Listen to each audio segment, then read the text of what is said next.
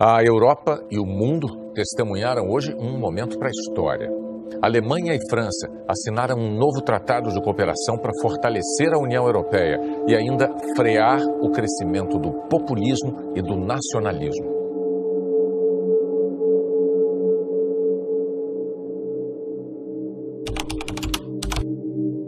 Foi no meio da fronteira que os dois países se reencontraram. De um lado, a França de Emmanuel Macron, do outro, a Alemanha de Angela Merkel. O presidente e a primeira-ministra representam duas nações que já foram inimigas e há tempos preferiram caminhar juntas. O novo tratado simboliza um impulso à Europa. Merkel assinou embaixo por um sistema de defesa integrado e mais convergência econômica e fiscal. Macron declarou que essa cooperação é o que protege de verdade o continente.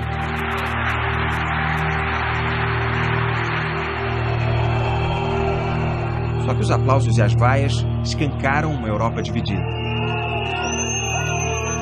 Merkel e Macron precisam de mais do que uma carta de intenções para convencer as ruas.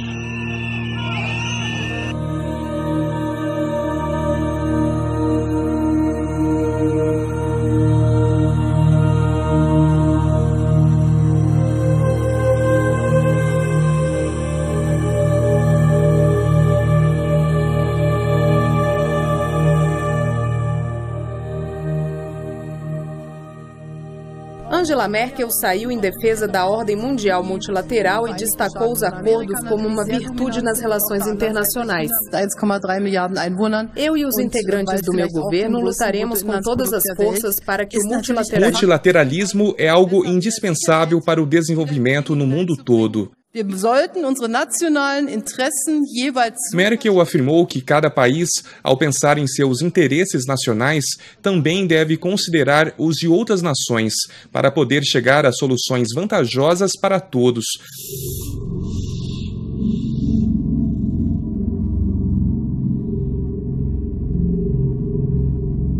Na Europa, a França e a Alemanha assinaram um novo tratado de cooperação. Parece um antídoto para o sentimento anti-União Europeia que se espalha por alguns países do continente. No Reino Unido, por exemplo, segue aquele impasse provocado pela polarização entre quem quer que o país saia do bloco europeu e quem quer ficar. A assinatura do tratado é uma declaração de resistência contra o populismo e o nacionalismo por aqui. O bloco europeu vive hoje a maior pressão da sua história e o Brexit é um bom exemplo disso. Merkel também falou sobre o Brexit. Ela disse que espera uma saída ordenada do Reino Unido da União Europeia que permita manter uma boa parceria para o bem de todos. Ela também lembrou que em algumas áreas, como a segurança, a cooperação com o Reino Unido é indispensável. Temendo as incertezas sobre o futuro do Reino Unido após a saída da União Europeia, muitos britânicos começaram a estocar comida. O governo garante que não haverá escassez, mesmo se o divórcio for litigioso. Os detalhes de Londres com o correspondente Felipe Killing. O futuro do Reino Unido hoje é um grande ponto de interrogação. A data oficial para a saída da União Europeia é 29 de março e até agora não há nada definido. Sem um acordo, as relações com o bloco podem ser cortadas do dia para a noite. Uma das consequências imediatas seria o fechamento das fronteiras, com filas enormes para cruzar as importações. Nesse cenário de incertezas, muitos britânicos estão se preparando para o pior e estocando comida. E já tem gente lucrando com o desespero alheio. Uma empresa de Leeds, no norte da Inglaterra, está vendendo o chamado kit de sobrevivência do Brexit. Ao preço de 300 libras, cerca de R$ 1.400, ele contém comida congelada para 30 dias, filtro de água, papel higiênico e acendedor de fogo. O cenário catastrófico será sentido muito mais no bolso do que no estômago. A falta de alguns produtos promete subir o preço final de itens básicos, causando inflação. Não há sorrisos, palmadinhas nas costas, nem apertos de mãos. Mas antes um conflito diplomático sem fim à vista entre Itália e França. Os governantes italianos têm atacado o país vizinho com acusações e provocações. A última tem como autor o vice-primeiro-ministro Matteo Salvini, que disse esperar que os franceses não escolham o partido do presidente Macron nas eleições europeias. Mas as críticas começaram pela política migratória da França. Ele dá-nos lições sobre generosidade, bondade, hospitalidade, solidariedade e depois rejeita milhares de migrantes na fronteira com a Itália, em Ventimiglia e Piemonte. Espero que os franceses consigam em breve libertar-se de um presidente tão mau. O parceiro de coligação, o vice-primeiro-ministro italiano Luigi Di Maio, também já tinha acusado a França de gerar pobreza em África. Se a França não tivesse colónias africanas, as quais empobrece, seria a 15ª potência económica mundial, mas está entre as que lidera por causa do que está a fazer em África. A decisão de Donald Trump de retirar as tropas americanas da Síria criou uma crise entre Estados Unidos e Turquia, aliados na OTAN, a Aliança Militar Ocidental. Trump ameaçou devastar a economia da Turquia se o presidente Recep Erdogan cumprir a promessa de esmagar as milícias curdas que atuam no norte da Síria. Essas milícias lutam ao lado dos americanos na campanha contra o grupo extremista Estado Islâmico, mas são consideradas terroristas pelo governo turco e agora se sentem sozinhas, abandonadas com o anúncio da retirada americana.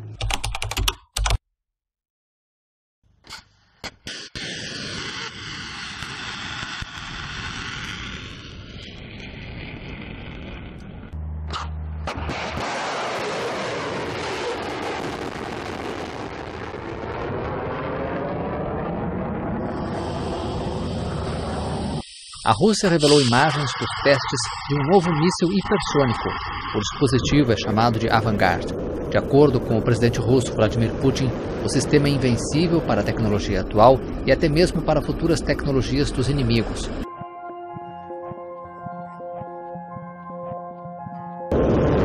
Os novos mísseis de Vladimir Putin não são supersônicos, mas hipersônicos. Segundo o governo russo, 27 vezes mais rápidos que a velocidade do som. A falta de sintonia entre Rússia, Irã e Turquia está criando obstáculos para um acordo de paz na Síria. Os três países que se dizem capazes de garantir a paz na Síria se comportam como desfazedores de esforços da ONU, procurando garantir eleições dos mesmos países. Eleições sob controle da ONU que abririam um caminho de volta para milhões de refugiados, segundo a entidade cujo alcance é universal. A ONU criou um comitê de 150 membros para supervisioná-las. Os que querem sepultá-la são apenas 3: Rússia, Irã e Turquia, também envolvidos em abandono de acordo de armas de destruição maciça. O sistema antimíssil Arrow 3 foi testado com sucesso em Be'er Yaakov, na região central de Israel. O programa foi desenvolvido e financiado em conjunto com os Estados Unidos. O sistema foi projetado para interceptar artefatos acima da atmosfera e com alcance de até 2.400 quilômetros. De acordo com o Center of Strategic and International Studies, o sistema foi desenvolvido para lidar com as crescentes capacidades de adversários regionais, como o Irã. Um ataque de Israel à Síria deixou 11 mortos. Pela segunda noite consecutiva, 1 hora de explosões e mísseis disparados por Israel sacudiram Damasco.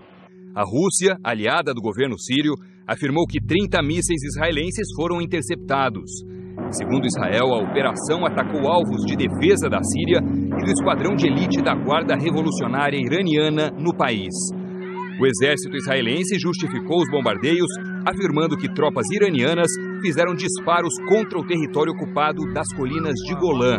A ameaça de um confronto direto entre os rivais Israel e Irã tem aumentado na Síria desde que as forças armadas iranianas começaram a lutar ao lado de Bashar al-Assad contra rebeldes em 2012. To Japan now, and that country has adopted new national military plans that call for beefing up Japan's multi-dimensional military capability, citing increased security risks in Northeast Asia. Japan has laid out its new defense guidelines aimed at enhancing its capabilities to deal with security risks at sea, online, and in outer space in order to counter potential threats from North Korea and China. O FMI elevou a previsão de crescimento da economia brasileira este ano, mas reduziu a estimativa para o PIB global. No Fórum Econômico Mundial em Davos, na Suíça, a diretora executiva do FMI, Christine Lagarde, fez um alerta. segundo ela, ao risco da guerra comercial entre Estados Unidos e China e a falta de acordo para a saída do Reino Unido da União Europeia desestabilizarem ainda mais a economia mundial. A China teve em 2018 o menor crescimento em 28 anos. Os números são do Bureau Nacional de Estatísticas. O aumento do Produto Interno Bruto foi de 6,6%, acima da meta de 6,5% estabelecida pelo governo e dentro da previsão média de 13 analistas consultados pela AFP. Ainda que próximo do percentual de 2016, quando chegou a 6,7%, este crescimento anual é o mais baixo desde 1990.